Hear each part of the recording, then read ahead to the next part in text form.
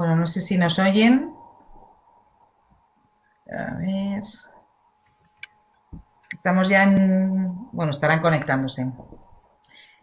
Los que vayáis estando conectados, ir diciéndonos si nos veis, si nos oís bien, para Sí. hacer, como el otro día, un poco de prueba.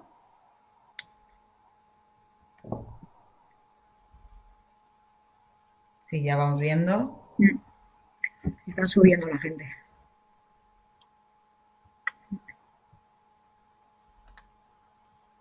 Ok, sí, perfecto.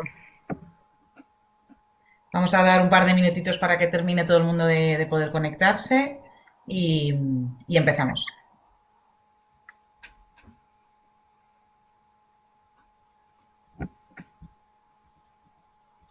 A ver si hoy tenemos la gran suerte, que todo va bien, esperamos que sí. Y que nos funcione, aunque nos vaya la imagen, pero por lo menos se nos oiga en todo momento, como el otro día, y no tengamos problemas técnicos.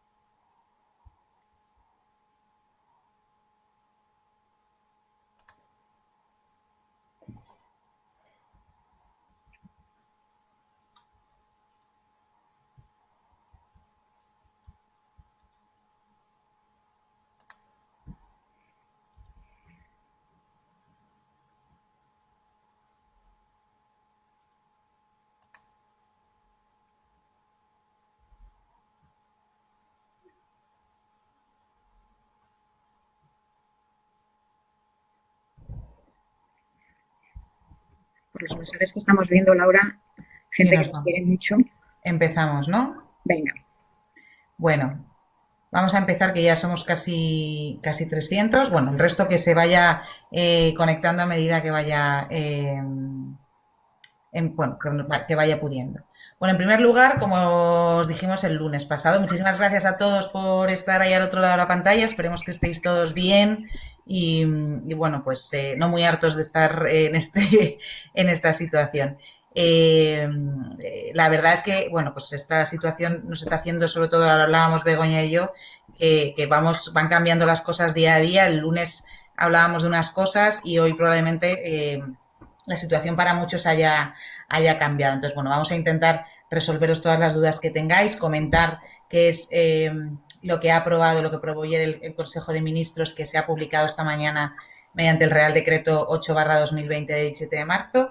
Y bueno, lo que os comentábamos un poco el otro día, vamos hablando y vamos resolviendo dudas sobre la base de lo que tenemos en este momento. De momento no parece que vaya a haber otras novedades, salvo que la situación se siga agravando, que entonces sí que el Gobierno ha dicho que volverá a reunirse para aprobar otro tipo de paquetes o un paquete más ampliado de medidas. Pero bueno, de momento parece que hasta aquí nos quedamos.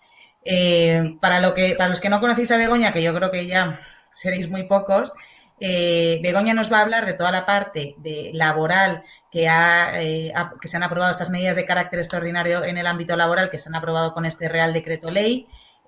Begoña es asociada senior de Alier Abogados, y luego yo os voy a contar las modificaciones, no son modificaciones, sino las medidas extraordinarias que se han aprobado tanto en el ámbito fiscal como parte de las mercantiles que se han aprobado. Y, bueno, pues sin más, doy la palabra a Begoña para que empiece a contarnos todas esas medidas extraordinarias de carácter laboral para que nos lo cuente ella. Mucho mejor. Venga. Muchísimas gracias, Laura. Bueno, lo primero, muy buenas tardes a todos. Agradecer este seguimiento y vuestro apoyo. Desde aquí, en todo momento, lo que tratamos es de manteneros informados e intentar aclarar en qué punto estamos. Como decía Laura, en principio no se prevé ya a corto plazo que se tomen más medidas. Puede que exista alguna modificación o alguna pequeña ampliación, pero en definitiva lo que tenemos en estos momentos es lo que se estaba demandando desde el pasado domingo, donde nos generó muchísimas dudas y fue todo como muy repentino, y estas medidas lo que vienen es a clarificar un poco en qué sitio o dónde nos estamos moviendo. ¿eh? Entonces, entrando ya un poco más, vamos a ver. ¿Qué es exactamente lo que ha venido a hacer este Real Decreto? Lo primero, este entra hoy en vigor, ¿vale? Y estas medidas, todo lo que regula el Real Decreto, tiene una vigencia exclusivamente de un mes, desde la entrada de vigor. Es decir, va a estar desde el 18 de marzo al 18 de abril. Y sin perjuicio, lógicamente, de las prórrogas que haga el Gobierno. Aquí hay que tener dos tipos de plazos. Unas que son el estado de alarma, que tiene una vigencia de 15 días, y las medidas que aplican y desarrollan ello, que tienen una vigencia de un mes. ¿Qué es lo que regula este Real Decreto? Pues ha preparado una batería de medidas, y entre ellas están destinadas primero a personas mayores, dependientes y familias vulnerables, donde se establece protección de suministros de energía, agua, garantizando los servicios mínimos públicos esenciales. Se garantizan los servicios de telecomunicaciones y se garantiza el derecho a la vivienda con una serie de medidas destinadas al tema de hipotecas. Se refuerza la protección de empleo. Se establece la medida, sobre todo este apartado lo desarrollaremos mucho más apartado más adelante. Se establece el teletrabajo como medida estrella. También se ha creado una nueva reducción o adaptación de jornada, llegando a los trabajadores a poder reducir su jornada hasta un 100%. Que ya veremos más adelante también, y se flexibilizan los requisitos y las condiciones de quién puede acceder a los expedientes de regulación de empleo y en qué condiciones se van a desarrollar estos. Así también, lo que hay, se tienen medidas para asegurar la liquidez de las empresas, se aprueban líneas de avales favoreciendo a pequeñas y medianas empresas. Las administraciones públicas se van a adaptar a en los contratos públicos a los contratistas. Se reforma la normativa sobre inversiones exteriores, con objeto de que vengan países de fuera y no se hagan en este momento con entidades españolas en sectores estratégicos. Se refuerza y se incrementa muchísimo la investigación científica para desarrollar la vacuna o cura del COVID. Y, perdón, bueno, se ha ido la imagen, pero yo creo que me estaréis escuchando. Vale, pues yo sigo como el otro día. Y una cosa es que se prorroga la validez del DNI. Este es un dato importante porque se prorroga durante una validez de un año desde el 14 de marzo del 2020. Esto tiene con objeto de todas las autorizaciones y demás que se validan o se generan a través de Internet. Entonces, ante la imposibilidad quedan automáticamente prorrogados durante un año. Y entrando ya en materia, en lo que llamamos la batería, en materia laboral de las normas, como os he comentado, la principal y donde más el Gobierno hace hincapié es en el trabajo a distancia. Lo establece como la medida estrella, como la principal medida para favorecer y garantizar la actividad empresarial y como la única medida que luego servirá para establecer la normalidad cuando vuelva otra vez y saltemos la excepción sanitaria que estamos teniendo en estos momentos. Además, se adopta la medida de trabajo como una medida técnica y razonablemente plausible, es decir, y lo que establece con esto es que no es obligatorio para las empresas, pero sí recomendable para las empresas, para que adapten de alguna forma, según su situación, este sistema. Se establece como medida prioritaria, como os he comentado anteriormente, y además se establece un objetivo para aquellas empresas que nunca habían trabajado antes en teletrabajo, no tenían desarrollado el sistema de teletrabajo. Como entendéis, el sistema de teletrabajo, una de las cosas es que los trabajadores tienen que tener sus garantías en cuanto a prevención de riesgos laborales como el trabajador que presta los servicios en un centro de trabajo ordinario. Pues para salvar de este momento y como medida extraordinaria, lo que establecen es que, de cara a prevención de riesgos laborales, el propio trabajador podrá hacer una autoevaluación de su puesto de trabajo. Hay una serie de test y demás que se pueden facilitar a los trabajadores para que se autoevalúen y de esta forma se cumpla inicialmente como algo muy extraordinario el tema de la evaluación de riesgos laborales en teletrabajo. Es algo novedoso, pero bueno, ahí está. La adaptación de horario y reducción de la jornada.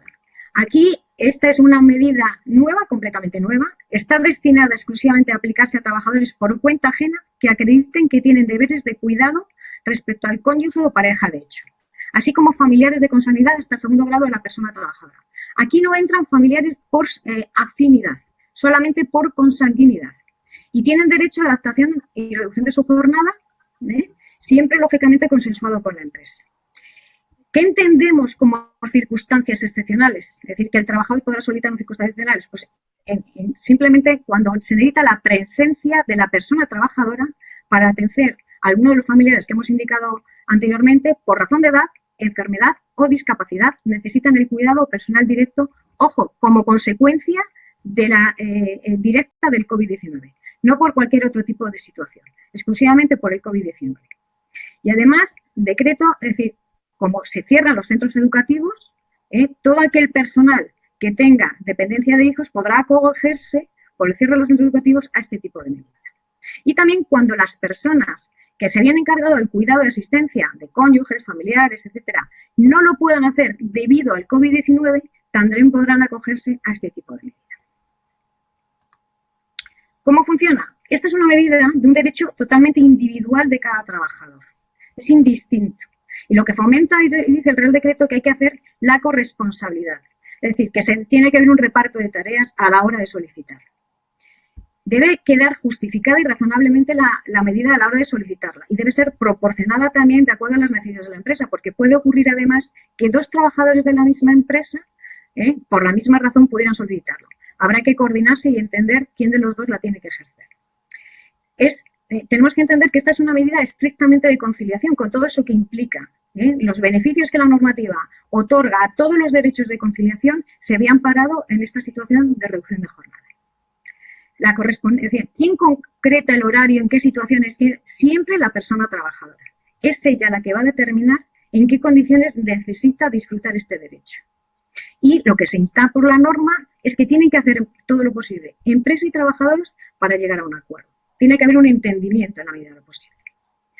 La adaptación aquí sí que es muy variada. Es decir, la forma de pedir esta adaptación a la reducción de la jornada no solamente puede ser de reducir jornada, sino que puede pedir adaptación del horario en diferentes condiciones, como pueden ser cambios de turno, alteración de horario, horario flexible, jornada partida o continuada, cambio de centro de trabajo, cambio de funciones. Estas son situaciones que nunca se habían recogido. Cambio de la forma de prestación del trabajo, como puede ser incluir o solicitar la prestación de trabajo a distancia.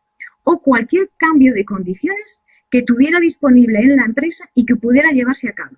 Y que además sea una situación solicitada, razonable y de acuerdo al sistema productivo de la empresa. Esta norma, que es muy excepcional, solamente va a tener vigencia exclusivamente durante el COVID-19. Fuera de este periodo, esta reducción de jornada desaparece. Un aspecto importante es qué régimen aplica o cómo funciona esta reducción de jornada. Bueno, se le aplica toda la casuística que tiene el artículo 37. El artículo 37.6 del Estatuto es la que se refiere a la reducción de jornada por guarda de menores y cuidado de familiares. Entonces, se le aplica a todos los derechos y todas las obligaciones que establece ese artículo, con dos matices importantes. Normalmente el artículo 37 obliga un preaviso de 15 días. Aquí el preaviso es de 24 horas de antelación. Y puede alcanzar al 100% de la jornada. El Estatuto en el artículo 37 dice que tiene que ser entre un octavo y el 50%. Esta reducción nos permite alcanzar hasta el 100% de la jornada que tenga el trabajador en la empresa. Y además, en cuidado de familia, una de las cosas que dice el artículo 37, que solamente será aceptable si el trabajador no tiene, ejerza una actividad retribuida. Pues eso se elimina en esta condición. Se puede pedir por familiares que tengan actividades retribuidas. Implica reducción proporcional del salario. Si pide al final una reducción del 100%, el trabajador no cobrará salario alguno por este tipo de reducción, pero la empresa mantiene las cotizaciones. Si ya se disfrutaba de esta medida, puede ocurrir que el trabajador viniera disfrutando de esta medida. Bueno, perdón, he dicho lo de las cotizaciones y no es cierto porque lo tenemos que consultar, porque establecen una serie de mejoras luego en las disposiciones adicionales y realmente no lo dejan claro. Yo considero que si aplicamos el régimen 37.6, si yo reduzco salario y reduzco cotizaciones, aquí si me reduzco el 100% tampoco aplicaríamos cotizaciones. Pero bueno, es una cuestión que aclararemos más adelante y que hoy la verdad es que no me ha dado tiempo a contrastarlo, pero que os confirmaré estos días. Puede ocurrir que yo estuviera disfrutando una reducción de jornada ordinaria, normal, acogida el artículo 37, y ahora con esta medida quiera beneficiarme en cuanto a más horas, por diferentes sistemas, por diferentes familiares, etcétera, etcétera. Bueno, pues lo que te permite es suspender la medida conciliadora que tenías disfrutando y solicitar esta durante el tiempo que esté el COVID-19. Finalizado el COVID-19, esta medida se quedaría caduca, por así decirlo, y retomaría el trabajador la situación que venía disfrutando con la reducción por guarda legal ordinaria del artículo 37.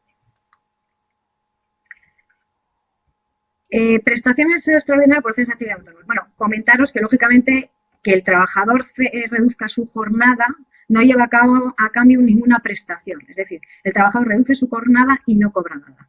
No hay una prestación complementaria ni supletoria del salario del trabajador que deja de percibir por esa reducción.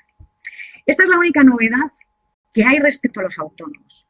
Se veía o se planteaba, uno de los requerimientos que había era que se suspendieran las cuotas a la Seguridad Social del tema de los autónomos, y el Real Decreto no contempla nada en absoluto. Lo único que contempla es la posibilidad de que cese la actividad y que vaya a solicitar la prestación de desempleo y que se flexibilice la forma de solicitarla. Pero la cuota de autónomo la va a seguir pagando.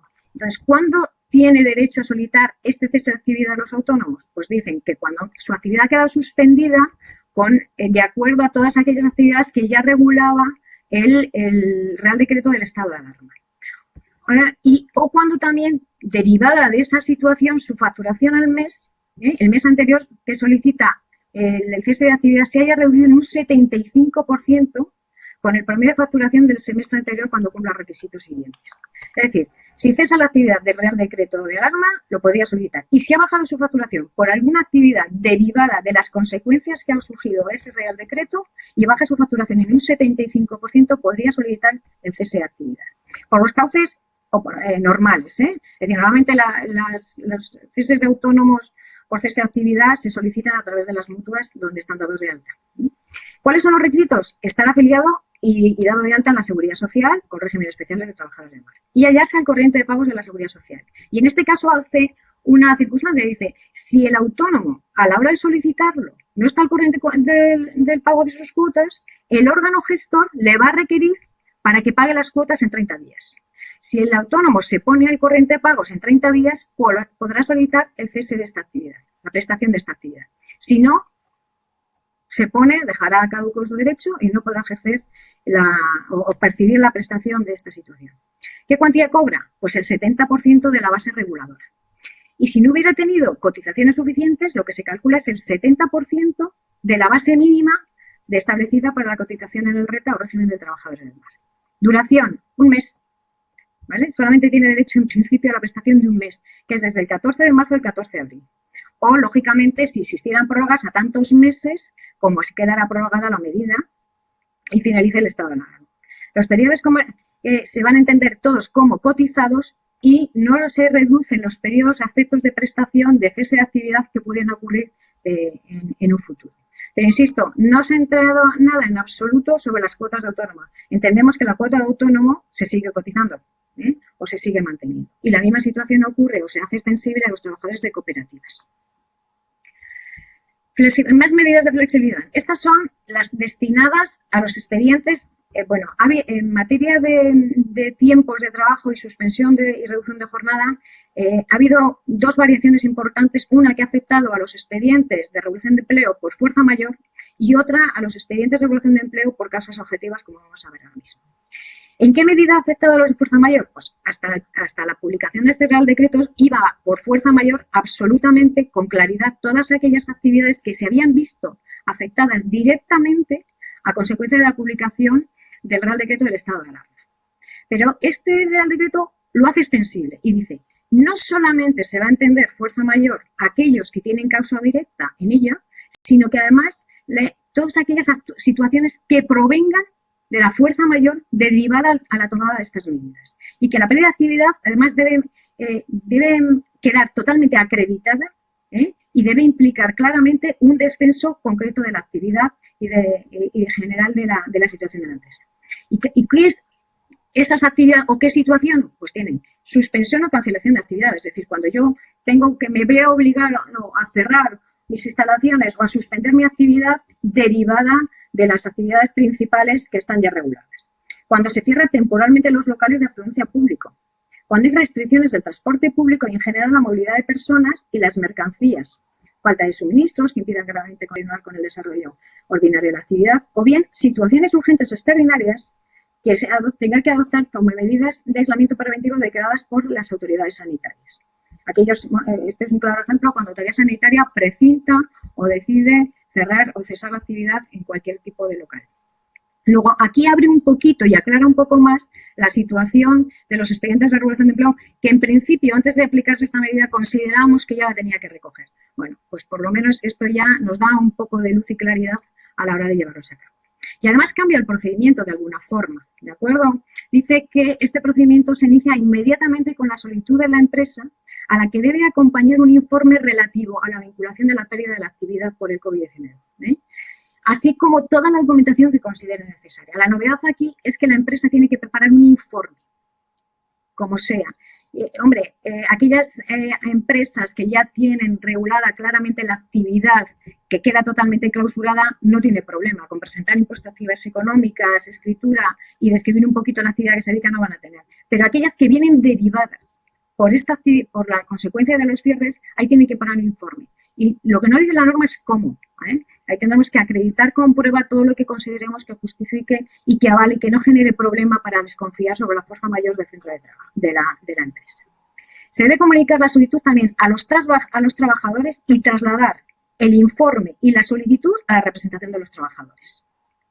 La existencia de fuerza mayor, como ya estaba establecido, debe estar constatada por la autoridad laboral. Es la única que autorizará y decidirá qué expediente o qué empresa se encuentra afectada por fuerza mayor. Y lo hace en 5 días, tras la solicitud.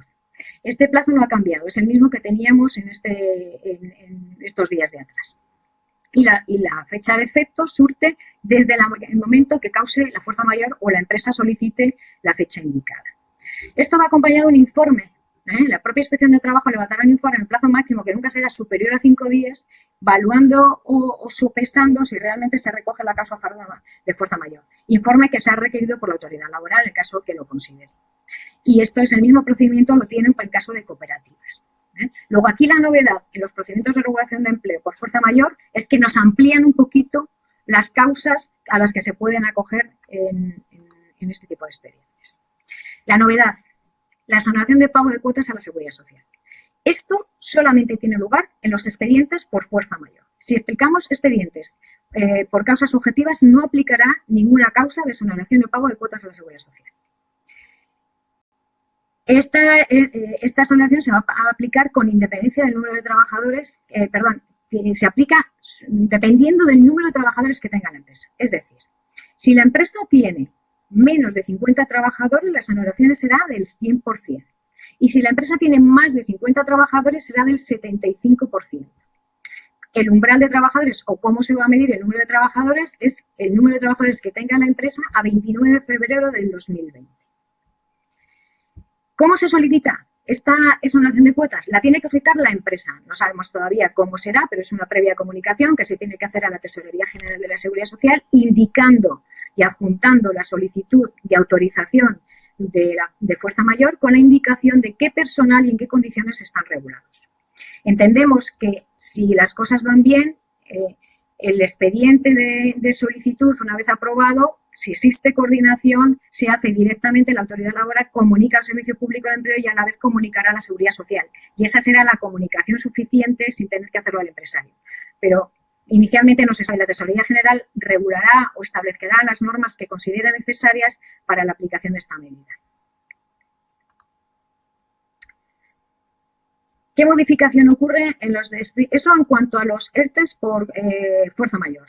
La variación que han hecho, y era un tema demandado en esta situación, ¿qué pasa con aquellos expedientes que no pueden acogerse lógicamente a lo que hemos comentado y que se ven afectados en su actividad? Esos tendrían que ir por causas objetivas, y el problema que teníamos estos días es que desde que iniciamos el expediente, como comentábamos el otro día, hasta que llegábamos a un acuerdo o no acuerdo y lo poníamos en marcha, ya nos habíamos comido casi todas las previsiones legales iniciales que tienen sobre el COVID-19. Es decir, nos podríamos ir a 30 o 40 días con facilidad. Bueno, pues la medida, que es lo que ha hecho, reducir sensiblemente los plazos a la hora de tomar la medida. Entonces, ¿qué nos dicen? Que si no existe representación legal y se tiene que articular, bueno, principalmente estos expedientes se tienen que negociar siempre con las secciones sindicales o los sindicatos más representativos. Pero si no se hace y no tengo representación, la empresa puede, los propios trabajadores de la empresa pueden articular una representación de hasta 3 trabajadores.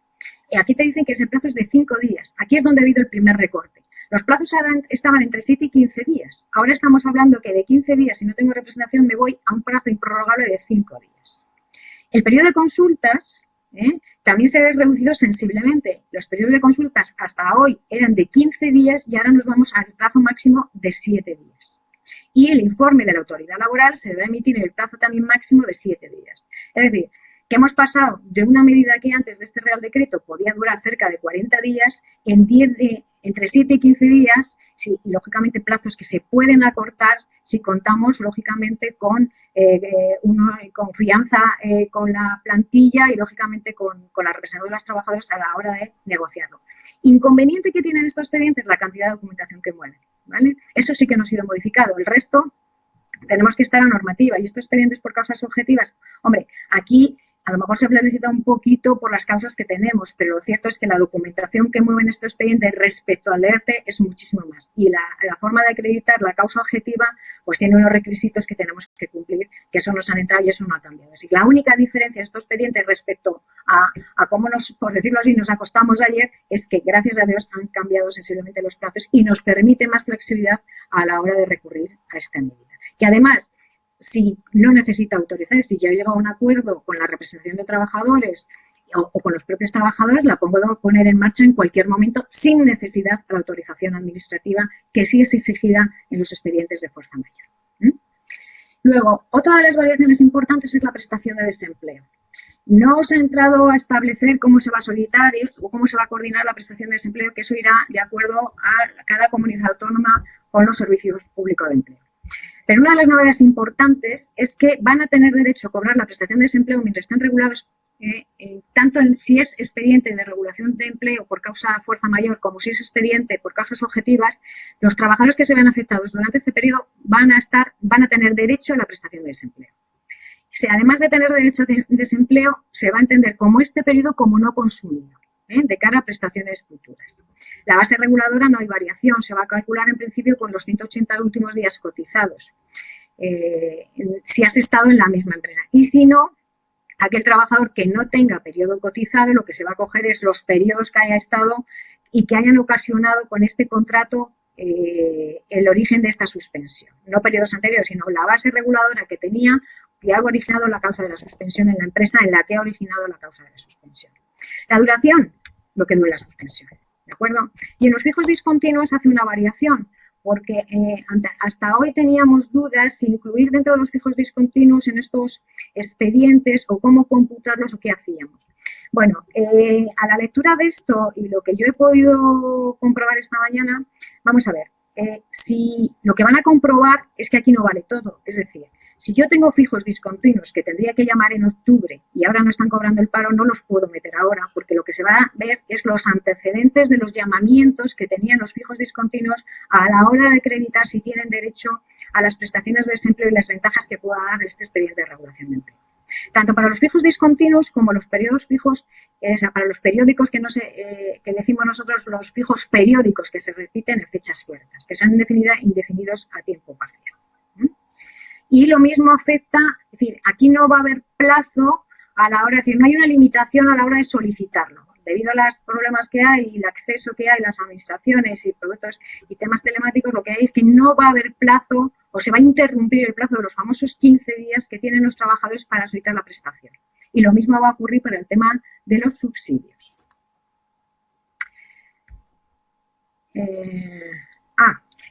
Importante, las medidas que hemos visto, sobre todo las relativas a la cotización, a la exoneración de las cuotas de la Seguridad Social, están supeditadas a que las empresas que vayan a acogerse mantengan la plantilla durante 6 meses desde la fecha de reanudación de su actividad.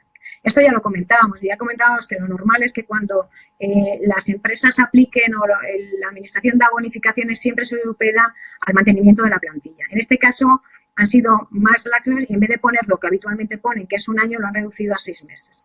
Si no se vas a mantener la plantilla o prevés que vas a hacer despidos, cuidado, porque luego habría que devolver las bonificaciones prácticas, ojo, de todos los trabajadores inicialmente. Eso suele ser así. Aquí no lo regula con tanto detalle, simplemente habla de los 6 meses. Luego, a lo mejor, la Tesorería General de la Seguridad Social regula cómo se va a aplicar y qué requisitos. Pero inicialmente, durante 6 meses, y entendemos que por un incumplimiento o un despido tengas que devolver absolutamente las bonificaciones que te has practicado. Con lo cual, aquellas empresas que vayan realizando, pues que sopesen el tipo de medida. Y aparte que me decía que ya son 6 meses, que tampoco parece mucho, pero bueno. Y luego la retroactividad. Estas medidas que ha publicado hoy se aplican a todos los expedientes de regulación de empleo que se hayan presentado con anterioridad a la fecha de publicación. se les va a hacer extensibles y, lógicamente, que tengan que ver con el COVID-19. Y yo creo que aquí, por mi parte, Laura, yo he finalizado. Te paso la palabra. Fenomenal, muy clarito. Gracias. Muchas gracias, Begoña. Bueno, antes de empezar yo con mi parte, muchos de vosotros nos estáis preguntando si vamos a compartir la presentación y sí, os enviaremos, como hicimos ya con el de lunes, la presentación y la grabación de la sesión, ¿vale? Por lo que si alguno ha tenido problemas de conexión o no se ha escuchado en algún momento bien, bueno, pues lo podréis volver a ver cuando queráis. Igualmente, a la finalización de la parte que os voy a contar ahora, pues empezaremos a resolver dudas que nos podéis ir dejando en el chat que tenemos aquí y que ahora Begoña empezará a mirar todas las que le habéis preguntado durante su intervención y las iremos resolviendo, ¿vale? Bueno, como os decía, yo os voy a contar las medidas que han aprobado en el ámbito fiscal y mercantil. Así como en el ámbito laboral, las medidas que han aprobado son muy extensas, bueno, pues por la sensibilidad de la materia. En el ámbito fiscal y mercantil, lo que viene un poco a hacer este Real Decreto es un poco a restringir y a aclarar muchas de las cuestiones que teníamos en el aire y que el lunes pasado comentamos, ¿vale? En primer lugar, ¿qué pasa con los plazos tributarios? Bueno, son muchas las preguntas que nos habéis hecho, muchos de vosotros, de qué pasa con los plazos tributarios, qué pasa con las declaraciones tributarias y demás. Si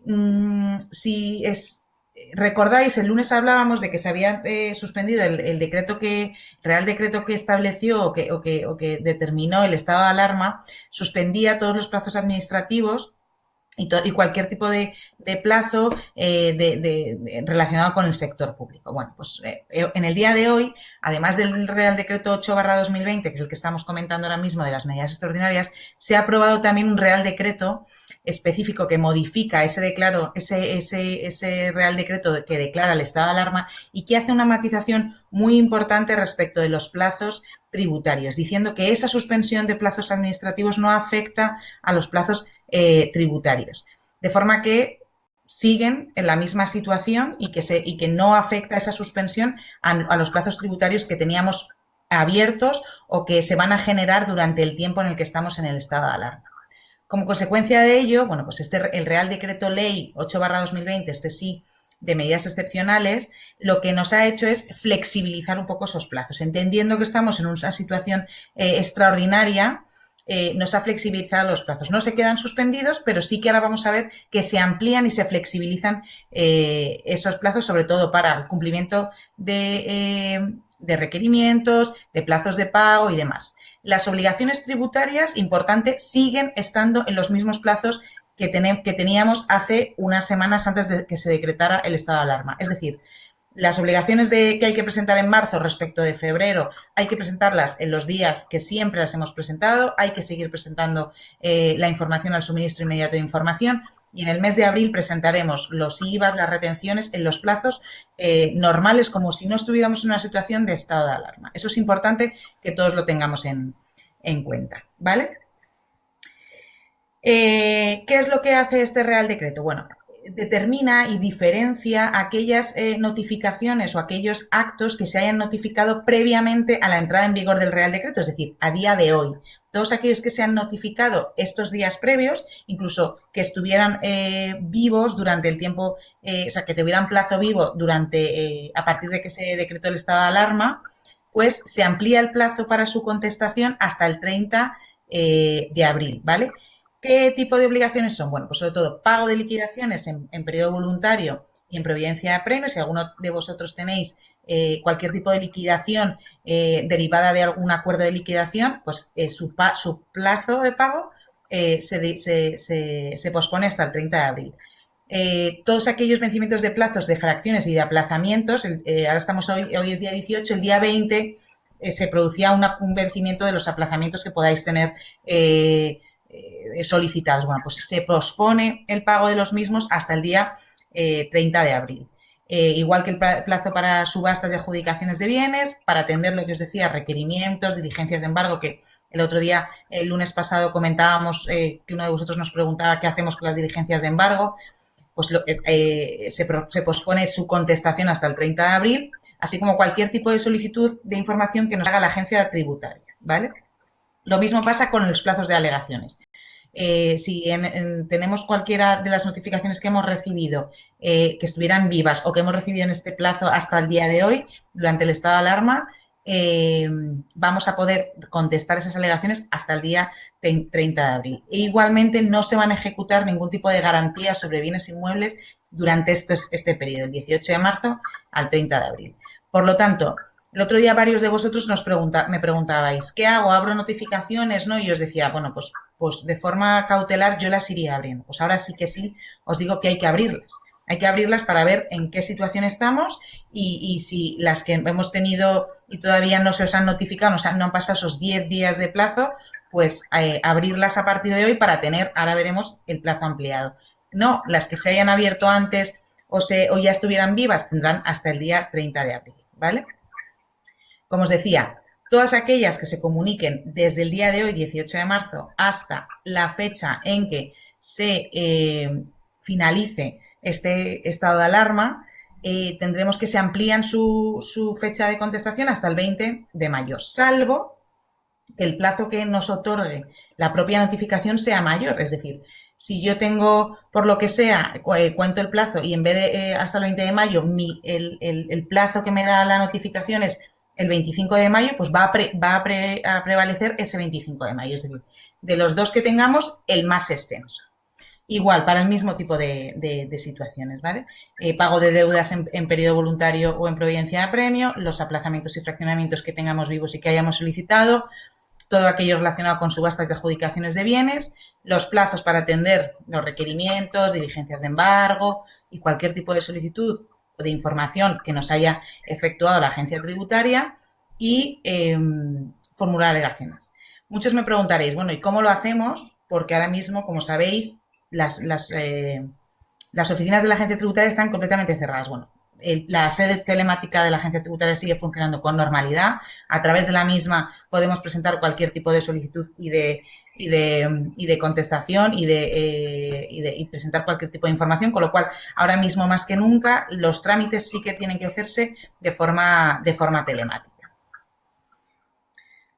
Vale, ¿qué pasa durante este plazo? Bueno, ¿qué pasa durante este plazo del 18 de marzo al 30 de abril? Bueno, va a ser un plazo, este mes y medio, que vamos a acordarnos bastante de él a lo largo de los años. ¿Por qué? Porque, primero, no se va a tener en cuenta como plazo para la duración máxima de los procedimientos tributarios y, además, no va a computar a efectos de la prescripción del derecho de la administración a poder comprobarnos o a poder recaudar cualquier tipo de deuda.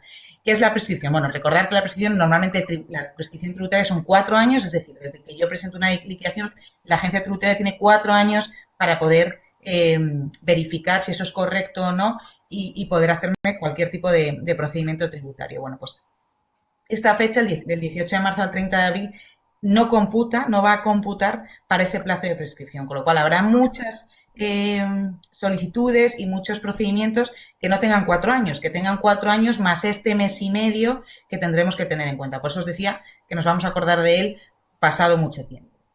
¿Qué pasa si yo, como obligado tributario, pues decido no esperar ni al 30 de abril ni al 20 de mayo y como tengo la información, aunque esté, bueno, pues o teletrabajando o lo que sea, la decido presentar? No hay ningún problema, se va a entender que que el trámite se ha llevado a cabo correctamente y ya está. Es decir, ellos nos dan unos plazos máximos, pero si queremos cumplir el trámite en un plazo menor, no va a haber ningún problema.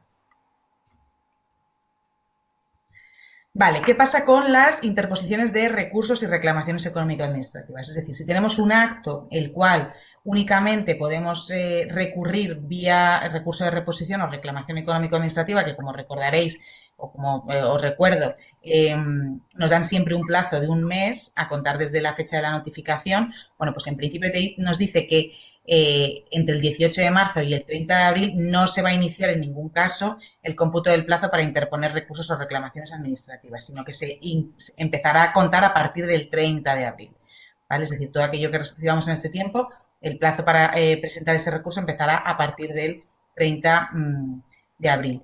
Y Igual que en el caso de que se produzca la notificación, si es con posterioridad al 30 de abril, pues ya se cogerá como fecha de inicio del proceso, pues esa fecha de notificación, ¿vale? Si la notificación nos la hacen el 2 de mayo, pues entonces, y la situación, o sea, la normativa no ha cambiado, pues entonces cogeremos del 2 de mayo al 2 de junio, como siempre hemos hecho. Igual opera para las notificaciones que obtengamos de la Dirección General de Catastro, ¿vale? Hace también el Real Decreto nos matiza que la Dirección General de Catastro se va a mover en el mismo sentido que la Agencia Tributaria, de forma que todas aquellas notificaciones que hayáis recibido hasta hoy tendréis de plazo para evacuarlas hasta el día 30 de abril y las que recibáis de hoy en adelante, hasta que termine este estado de alarma, tendremos de plazo para poder dar ese trámite hasta el 20 de mayo. Vale, hasta aquí la normativa o las cuestiones fiscales que ha introducido este Real Decreto Ley. Como veis, son escasas, muy escasas. Se preveía que podía haber modificaciones en los plazos de presentación de declaraciones y demás. Finalmente no ha sido así y además, como decía Begoña, y os he dicho al principio, no se prevé que vaya a haber una modificación de las mismas, ¿vale? Nos están dando más plazo para contestar y hacer trámites en la agencia tributaria, pero las obligaciones fiscales permanecen igual y lo que os digo, no hay previsión de momento de que la situación cambie, ¿vale? ¿Qué pasa mercantilmente? Bueno, mercantilmente el Real Decreto introduce varias situaciones especiales que no se van a poder dar durante el tiempo del estado de alarma, pero sí que es verdad que son tan especiales que sí que en esta presentación hemos creído que como son demasiado especiales no aplican a la gran mayoría de los que estamos aquí, pero en la circular que no sé si se ha publicado ya o publicaremos hoy, sí que vienen todas explicadas, con lo cual cualquier duda que tengáis respecto de una de concreto de ellas, estamos a vuestra disposición, ¿vale? Entonces, ¿qué es lo que sí que os hemos querido contar? Algo que nos aplica a todos o a casi todos en estos momentos y es qué pasa con la formulación y aprobación de las cuentas anuales. La mayoría de vosotros, vuestro ejercicio fiscal, como sabéis, va del 1 de enero al 31 de diciembre y tendríamos que formular cuentas en los 3 primeros, tienes un plazo de formulación de cuentas de 3 meses a contar desde el cierre del ejercicio. Es decir, esta situación de estado de alarma nos pilla en medio de ese plazo. Entonces, ¿qué es lo que ha hecho la normativa mercantil? ¿Qué es lo que ha hecho este Real Decreto en cuanto a la normativa mercantil? Bueno, pues este plazo de 3 meses desde el cierre del ejercicio para formular esas cuentas anuales por parte del órgano de gobierno o de administración de cada una de las entidades queda suspendido hasta que se finalice el estado de alarma, de forma que se reanudará de nuevo por otros 3 meses a contar desde la fecha en que se levante el estado de alarma, ¿vale? Esto, por lo tanto, afecta también al plazo para la aprobación de cuentas anuales, que sabéis que tenemos otros 3 meses.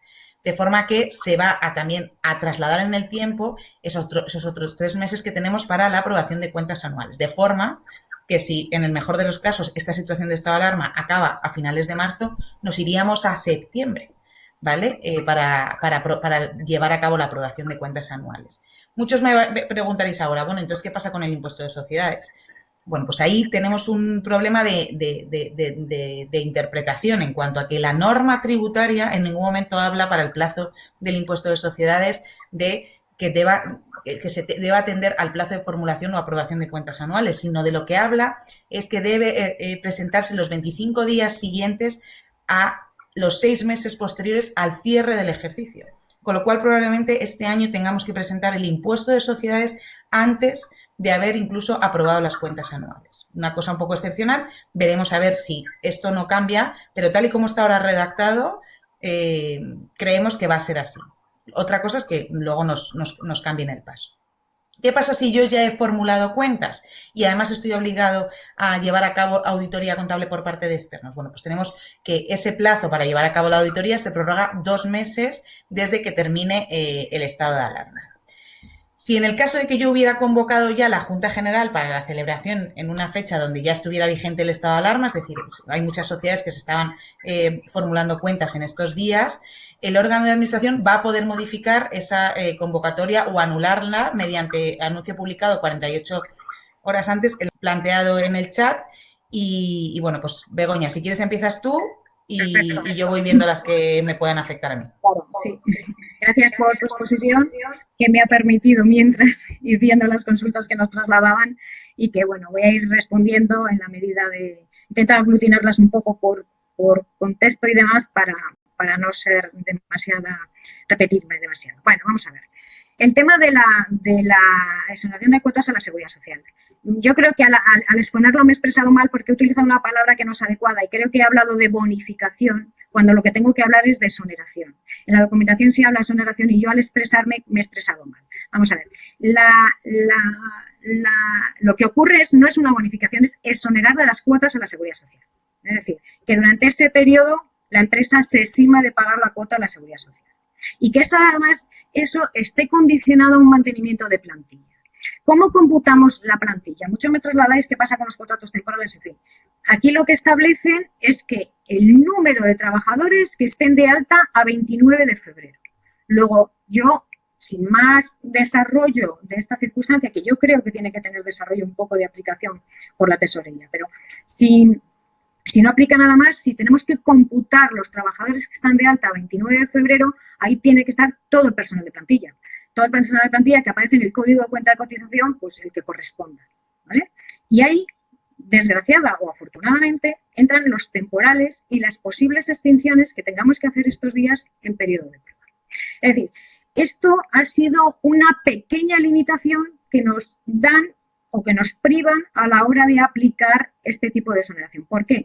Porque muchas de las empresas, en cuanto habéis tenido este problema, habéis negociado individualmente con los trabajadores, se han dado fines de contrato inicialmente para quitaros carga social y se ha eliminado temporalmente los contratos, se han extinguido en el periodo de prueba. Si esos trabajadores, lógicamente, computan 29, pues yo creo que pueden incidir seriamente a la hora del mantenimiento de las plantillas, a la hora de aplicarte las cuotas de la Seguridad Social. Luego, desde mi punto de vista, puede afectar perfectamente todos los contratos temporales que extingamos estos días y todos los despidos por causas objetivas, todos los despidos en supresión de prueba que se realicen en el periodo que va del 29 hasta que solicito ya el expediente de regulación de empleo. ¿A cuántos trabajadores afecta un ERTE?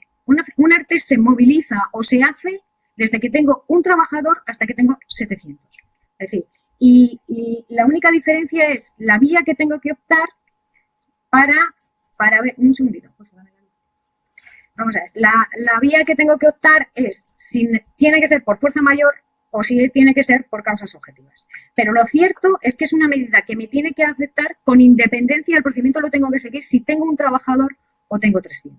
Si yo tengo un establecimiento donde creo que tengo actividad o por la actividad que estoy desarrollando me sobran dentro de un establecimiento comercial, como puede ser ópticas, etcétera, me sobran 3 trabajadores y puedo mantener actividad para 2, el ERTE se mueve para esos 3 trabajadores. Y yo estableceré dentro del expediente de regulación de empleo qué trabajadores están afectados y qué trabajadores no están afectados, con indicación de la causa o motivo por que tiene que estar afectado o no afectado.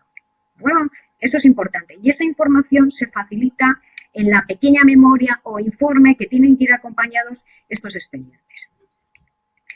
¿Qué ocurre? Me preguntabais también en qué consiste ese expediente, o sea, esos informes, cómo se hacen. No hay una forma, no hay nada. ¿Quién los hace? Si los hacen o si los tenéis vuestros propios asesores son los que os ayudarán a confeccionarlo, porque yo os recomiendo que en estas medidas realmente os pongáis en manos de alguien que sepa, porque luego la formalidad a la hora de llevarlos a cabo es importante y por un tema de formalidad o por no bien especificadas las causas o los motivos os pueden tumbar el expediente. Tened en cuenta que el aluvión de expedientes es tremendo y además otra de las cosas que los plazos para resolver son muy cortos. Cuanto más claras expongamos las medidas, más claras especifiquemos los motivos, mayor probabilidad tengamos de que resuelvan favorablemente y no genere confusión o dudas a la hora de estimar o de negar los expedientes de regulación. Alguien me preguntaba, mi actividad, por ejemplo, reparación de calderas, no me dejan entrar en domicilios, ¿qué es lo que hago? ¿Qué actividad?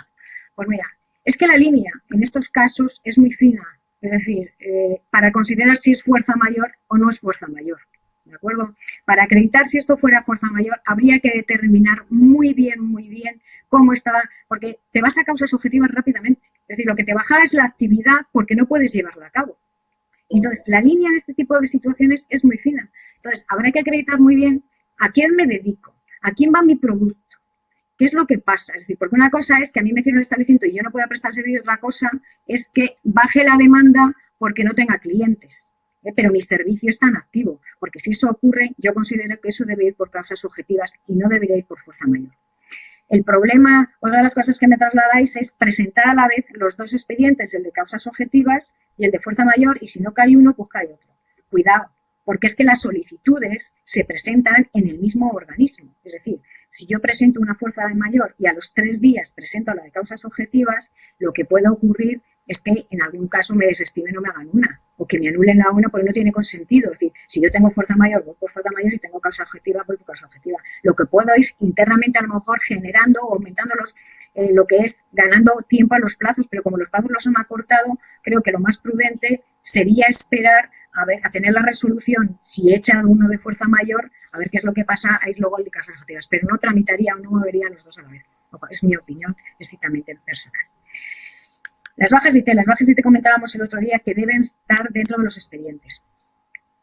Y porque inicialmente creemos que son periodos cortos, pero puede ocurrir que el alta de IT surgiera mientras los trabajadores están suspendidos. Si no lo hemos metido en el expediente, nos quedamos ahí con un trabajador que tendríamos que iniciar el expediente solo por ese trabajador nuevamente. Y en cambio, si ya lo hemos incluido en el expediente, lo que haría es, dado el alta IT, dejar sus prestaciones de IT y pasaría a cobrar las prestaciones de desempleo. Los autónomos, ¿quién tiene derecho al cese de la actividad? Me preguntabais que si los familiares también. Vamos a ver, la norma establece trabajador autónomo, como tal, que esté dado de alta en el régimen general, en el régimen especial de trabajadores autónomos. Esos son los que tienen. Si el familiar está dado de alta y yo ceso la actividad y el familiar también, lógicamente tendrán derecho al cese de actividad. Los que considero que no tienen son los RETA vincular, me preguntabais, los que tenéis sociedades, estáis por nómina y a la vez ejerzáis cargos societarios. Ese personal es que no cesa él la actividad, la que cesa la actividad es la empresa y para eso tendría que cesar completamente. Entonces yo creo que ese personal, hombre, lo puedes solicitar, pero creo que no se lo van a conceder. Porque en definitiva está pensado para autónomo, en realidad persona física, no para los societarios, porque la empresa, en definitiva, alguien se queda gobernando, alguien se queda dirigiendo esa sociedad y alguien sigue tomando las decisiones. Luego ese autónomo sigue trabajando, no tiene cese de actividad. Entonces yo considero que ese colectivo no puede acceder a las ayudas por cese de actividad. Plazo para preavisar a los trabajadores que voy a realizar un ERTE. No existe. Yo aconsejo que si tengo muy claro que voy a hacer un ERTE, que los plazos sean inmediatos, que no genere malestar en mi plantilla. Si yo voy a hacer un ERTE, tener las ideas claras y tengo, en el momento que sepa perfectamente cómo voy a regular los tiempos de trabajo, qué personal va a estar afectado y en qué condiciones, en ese mismo momento que voy a arrancar el expediente de regulación de empleo, comunico a los trabajadores. No lo haría con 3 días antes y hago después, o no. Cuando tenga muy claro el expediente y cómo sepa que lo voy a llevar a cabo, mi recomendación es que se transmita a los trabajadores, porque en todas cosas necesitamos su firma para saber que han sido informados. Esta la habría respondido. La duración de los ERTES y cómo incorporar a los trabajadores. Si hacemos un expediente de fuerza mayor, inicialmente dura lo que dura el COVID. Ya está.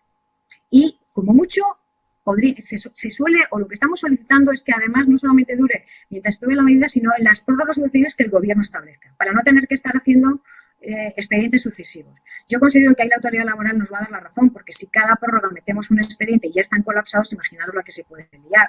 Luego entendemos que los efectos del ERE por fuerza mayor exclusivamente va a estar mientras dure el COVID y sucesivamente las prórrogas que el gobierno vaya estableciendo. Si a la duración la establecemos respecto a un ERTE por causas objetivas, la cosa varía, porque ahí yo negocio con los trabajadores, planifico mi actividad productiva y me puedo ir a más meses, ¿de acuerdo? Puedo entender que necesito la medida 3-4 meses. Eso no significa que la tenga que cumplir a rajatabla 4 meses. Eso significa que cuando vuelva a la actividad y ya incorporando trabajadores según los vaya necesitando, mi actividad se va moviendo poquito a poco, pues yo voy incorporando a los trabajadores según los departamentos y puestos de trabajo. O si tengo en ese periodo parones, pues irán entrando, irán saliendo.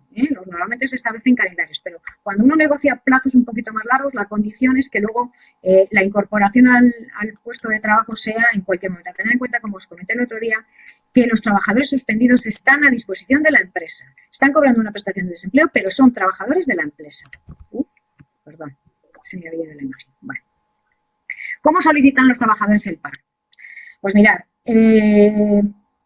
nosotros estamos haciendo todas las gestiones posibles para intentar ver cómo se pueden agilizar las prestaciones de desempleo.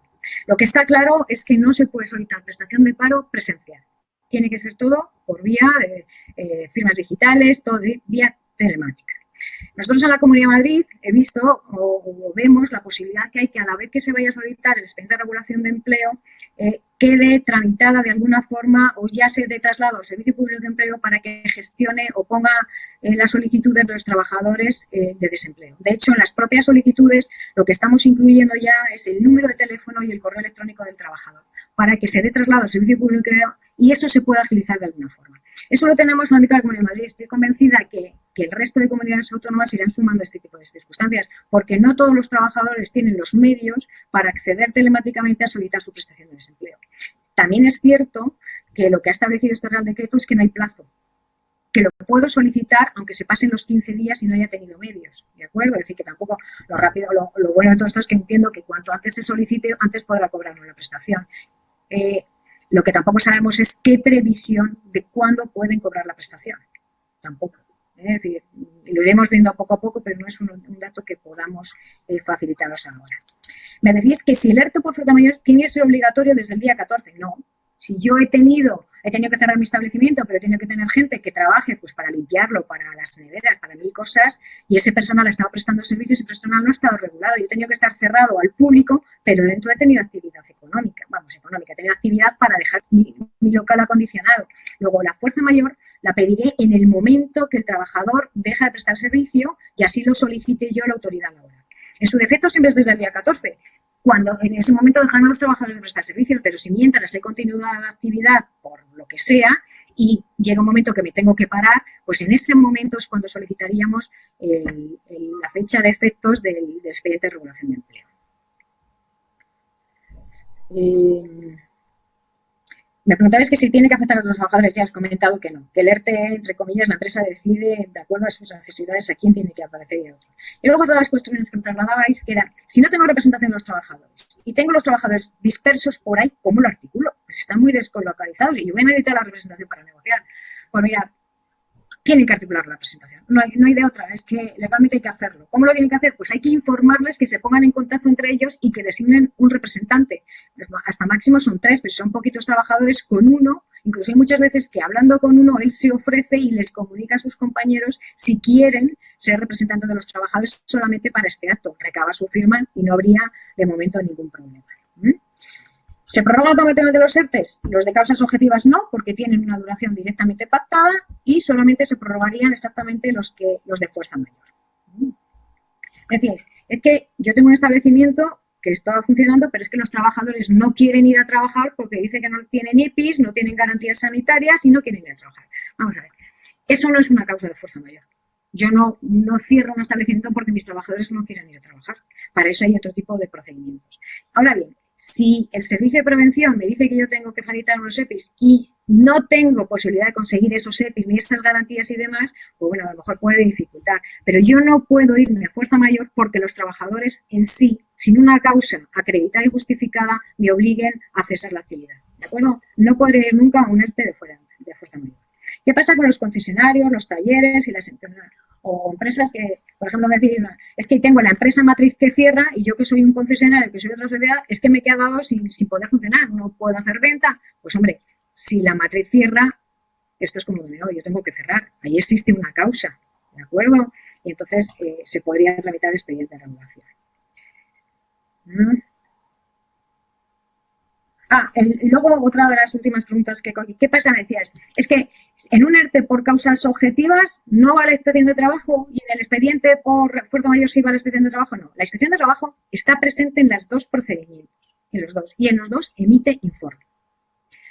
Lo habitual es que en el de fuerza mayor, por la agilidad de procedimientos y demás, es que emita informe y ese informe va directamente a la autoridad laboral y en cambio en el de causas objetivas, y eso no ha variado, lo que hace la inspección de trabajo es citar, una vez se haya cerrado el acuerdo y se pone en comunicación de la administración, lo que hace es citar a las partes para comprobar si el acuerdo alcanzado o no alcanzado, si se ha cerrado sin acuerdo, ha cumplido la normativa en cuanto se ha negociado de buena fe, se ha entregado toda la documentación y en caso de haber llegado al acuerdo, si ha habido dolo, engaño, se ha intimidado a los trabajadores, etcétera, etcétera. Ese trámite en los despidos por causas objetivas siempre es obligatorio y siempre los quita la Inspección de Trabajo, salvo que estén saturados y lo hagan más adelante. Pero el de causas objetivas siempre lo visa, no lo visa ni lo autoriza la Administración, pero lo controla la Inspección de Trabajo. ¿Vale?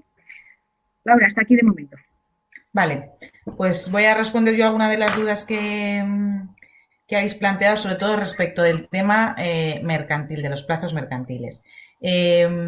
Algunos de vosotros me decíais que qué pasa si, claro, si yo no tengo un ejercicio que vaya con el año natural. Bueno, pues ahí habría que ver cuándo se produce ese cierre. Es decir, si sigue afectando al plazo de formulación de cuentas, ¿vale? O no. Por ejemplo, alguno de vosotros me aludía que su ejercicio iba hasta el 31 de julio. Bueno, esperemos que para entonces la situación ya se haya solucionado, entonces sus plazos seguirán igual. Es decir, estas medidas son solo para aquellas entidades cuya plazo de formulación de cuentas pilla justo dentro de la declaración del estado de emergencia, como son, por ejemplo, la mayoría las que tienen que coinciden con el año natural. Aquellas que estén en medio del ejercicio y que cierren pues con fecha 30 de mayo o 30 de junio en adelante, pues probablemente no les vaya a afectar el estado de alarma en su plazo de formulación de cuentas. Por lo tanto, estas medidas extraordinarias ya no tendrán sentido y habrán decaído probablemente, ¿vale? ¿Qué pasa me decíais, qué pasa entonces con la legalización de libros y el depósito de cuentas? ¿Se prorroga su presentación? Bueno, pues lo que os digo, si no habéis hecho la formulación de cuentas, sí que se va a prorrogar porque efectivamente la legalización de libros va vinculado a que se haya producido la formalización de cuentas.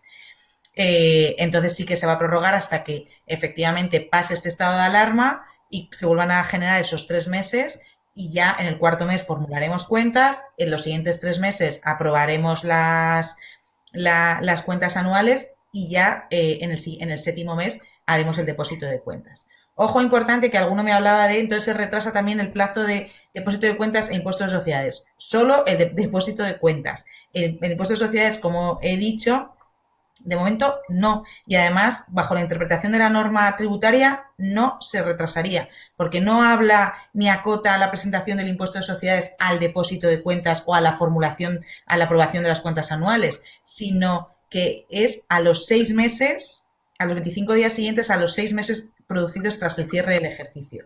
Que es verdad que coincide con el depósito de cuentas, pero en los mismos plazos aproximadamente, pero no lo está acotando a que se haya producido efectivamente la aprobación de cuentas. Por lo tanto, lo que os decía, el impuesto de sociedades probablemente lo presentemos antes de que haya empresas que lo presenten antes de haber aprobado las cuentas. Por lo tanto, veremos a ver qué pasa en esos casos, pero a día de hoy, con la norma en la mano, el impuesto de sociedades sigue en el mismo plazo. Otra cosa es que la agencia tributaria decida ampliar el plazo de forma unilateral, pero con la normativa tributaria de hoy no se prorroga el plazo del impuesto de sociedades, ¿vale? Más cosas que me preguntabais. Si estas medidas mercantiles afectan solo a las entidades que están reguladas, bueno, pues que como consecuencia del estado de alarma les han obligado a cerrar, etcétera. No, esta normativa va a aplicar a cualquier tipo de entidad que se encuentre dentro de estas situaciones, es decir, que todavía no hubiera formulado cuentas a fecha de la entrada en vigor del Real Decreto, es decir, a fecha 18 de marzo, porque las que sí que hubieran hecho, como os digo, podemos evacuar el trámite a través de los plazos telemáticos. Solo aquellas que no hayan podido formular, teniendo en cuenta que ahora no es posible llevar a cabo las reuniones del órgano de administración para poder llevar a cabo la formulación de cuentas, entonces posponen el plazo, amplían ese plazo. Aquellas que ya hubieran formulado cuentas, sí que se podrá legalizar y, por lo tanto, también podrán aprobar las cuentas anuales, porque eso tenemos de plazo hasta el 30 de junio en aquellos casos, como os decía, que vuestro ejercicio sea coincidente con el año natural, es decir, que vuestro ejercicio vaya hasta el 31 de diciembre. Yo creo que... me preguntaba alguien, ¿y si yo recibo una notificación antes del 18 de marzo? Bueno, pues en ese caso, como os decía, tendréis de plazo hasta el 30 de abril, ¿vale? Todas aquellas que hayáis recibido desde hoy, que recibáis, perdón, de hoy en adelante, pues tendremos de plazo hasta el 20 de mayo. ¿Vale? Pues nada, Bego, yo voy a ver si tengo alguna más. Yo creo que tú tienes bastantes más. Sí, gracias, Laura. Yo voy finalizando porque ya casi todas se repiten, ¿vale? Pero bueno, he rescatado algunas que ¿qué pasa con los compromisos de empleo que yo tenía realizados, firmados, y ahora voy a iniciar un expediente de regulación de empleo? ¿Los tienen que incorporar a plantilla? ¿No los tengo que incorporar a plantilla? Hombre, no. Si voy a empezar una suspensión, no le voy a poder dar empleabilidad, el compromiso de empleo queda suspendido. Insistís mucho, los que tenéis ópticas, si consideráis que eso es fuerza mayor. A la vista de lo nuevo que ha salido, nosotros entendemos, yo particularmente considero que se podría ir por expediente de fuerza mayor. ¿Cómo se incorporan los trabajos a lo que ello implica? Por eso, conviene establecer un solo expediente donde diga que inicialmente están afectados todos estos, pero estos empezarán a partir de tal fecha o los voy a incorporar a tal fecha. ¿De acuerdo? Y si no es posible lo que estoy planteando, pues nada, se inician 2 expedientes diferentes con los trabajadores que tengan que estar afectados. ¿Dónde se presentan los expedientes de regulación de empleo? Depende. El que tiene un solo centro en la Comunidad de Madrid, pues en la Comunidad de Madrid. El que tiene diferentes centros de trabajo, dependiendo del número de trabajadores y la afectabilidad, pues puede ser en la comunidad autónoma principal si tenemos 2 centros de trabajo afectados. O si tenemos diferentes, al final quien lo ve es la Dirección General de Trabajo del Ministerio de Trabajo. Y alguien con muy buena fe me decía, ¿y en estos momentos no tenemos bonificaciones o ayudas para quien transformemos los contratos indefinidos? Pues desgraciadamente no. No se ha promovido. Yo estoy convencida que la transformación de contratos indefinidos, cuando finalice todo este periodo, para incentivar el empleo y el mantenimiento del empleo, volverán a salir circunstancias o ayudas que promuevan la activación y demás del mercado de trabajo y que se ofrezcan a las empresas ayudas para el mantenimiento de esos puestos de trabajo. Y hasta aquí, Laura. Vale, pues nada, yo voy a responder unas últimas cuestiones que me habíais dicho. Alguien de vosotros me preguntaba, yo tengo que presentar el impuesto de sociedades el 25 de abril, ¿qué hago? Tienes que presentarlo, no hay otra. Como os decía, los plazos de las presentaciones y de las declaraciones y liquidaciones siguen igual. Si tu plazo de presentación es el 25 de abril, el 25 de abril tendrás que hacerlo. A nivel fiscal, los plazos de presentación de obligaciones fiscales y de declaraciones fiscales, repito, siguen en los mismos términos. ¿Qué pasa con...? Me decía alguien que si se iba a conceder aplazamientos de pago del segundo trimestre. De momento no hay nada respecto del segundo trimestre.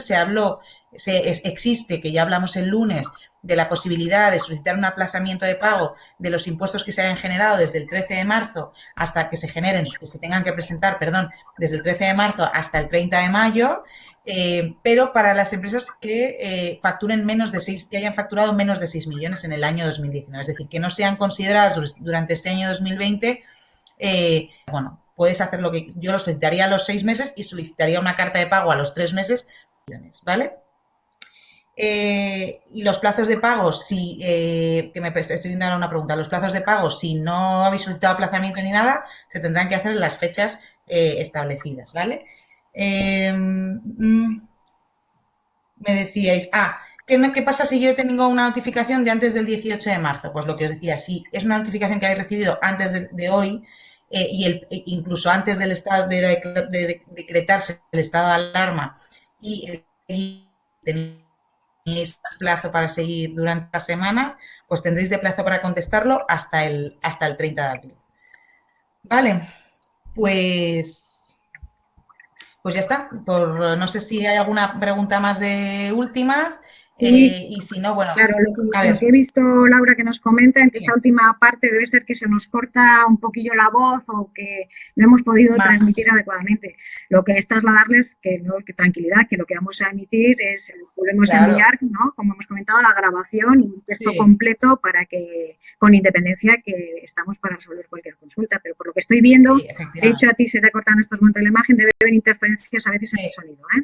Sí, a ver, al final también tenemos que pensar que estamos mucha gente ahora mismo aquí junta y que, bueno, pues las conexiones pues van y vienen. En principio, como dice Bego, os vamos a enviar como ya hicimos con los del lunes. He visto que hay gente que la del lunes no la ha recibido, pues en esos casos, o bien a cualquiera de las personas que tenéis de contacto de Atisa o de Alier, le podéis pedir la presentación y la grabación, que la tenemos todos disponible, y si no a través de las páginas web de Alier y de Grupo Atisa podéis enviar un correo solicitando la información sin ningún problema, que os la haremos llegar tan pronto sea posible, ¿vale? O sea que no os preocupéis si hemos tenido problemas de una sesión similar a esta.